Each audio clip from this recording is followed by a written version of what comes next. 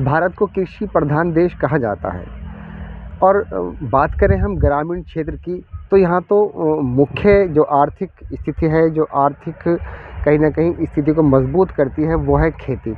और आज हम मौजूद हैं मुज़फ्फ़रनगर के मोरना ब्लॉक क्षेत्र में, जहाँ एक किसान से हम बात करेंगे कि इस बार क्या किसान को आमदनी होने वाली है, क्या लाभ होने वाला है, किस प्रकार से उनकी स्थिति है।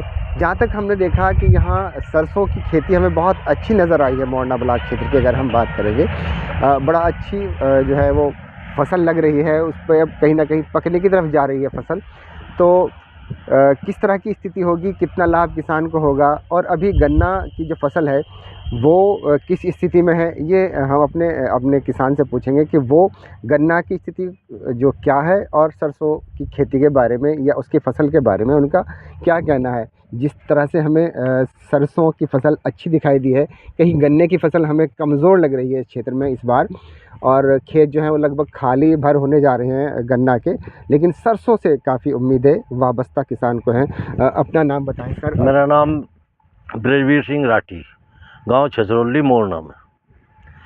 देखो जी, सरसों की फसल अब ठीक खड़ी, बहुत अच्छी खड़ी। अगर भगवान का आशीर्वाद ठीक रहा, बोले आले ना पड़े तो अच्छी फसल है।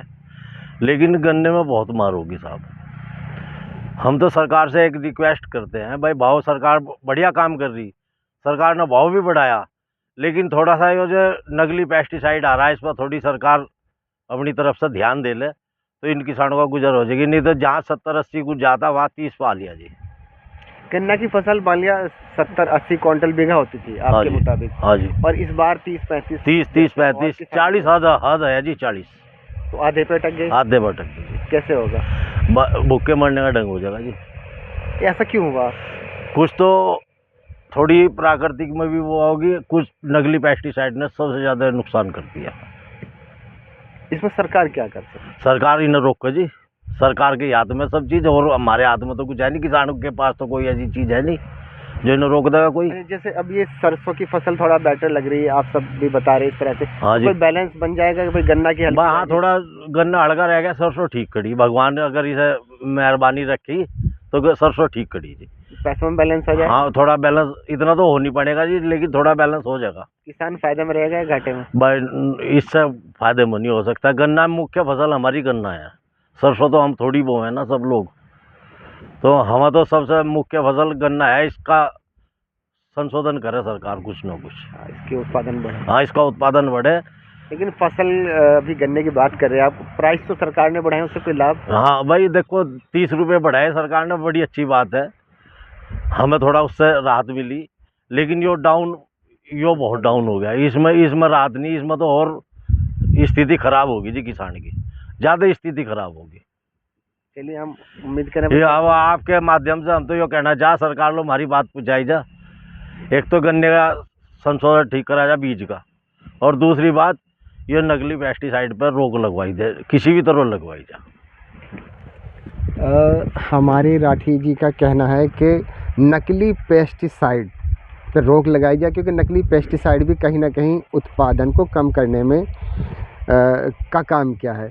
तो इतनी बड़ी किसान को हानि नकली पेस्टिसाइड से है। उनका ये मानना है, या उनका कहना है, या उनकी मांग है कि सरकार उस पर कहीं ना कहीं नियंत्रण करे कि नकली पेस्टिसाइड बाज़ार में है, जिससे किसानों को बड़ा नुकसान होने जा रहा है, और गन्ने का उत्पादन किसानों के मुताबिक जो है वो आधा रह गया है। सरसों कहीं उसको बैलेंस तो करे, लेकिन उतना नहीं कर पाने की, किसान जो है उसको ज़्यादा फ़ायदे में हो जाएगा। तो कोई बैलेंस तो सरसों कर रही है, और भगवान उसको ईश्वर से ये दुआ कर रहे हैं कि ओलावृष्टि या कोई ऐसा दैवीय आपदा ना हो कि सरसों की फसल जो है को नुकसान पहुँचे, और ठीक ठाक से उसका निस्तारण हो जाए, और वो पकने के बाद ठीक ठाक से घर में पहुँच जाए, और उसके प्राइस भी सही हो।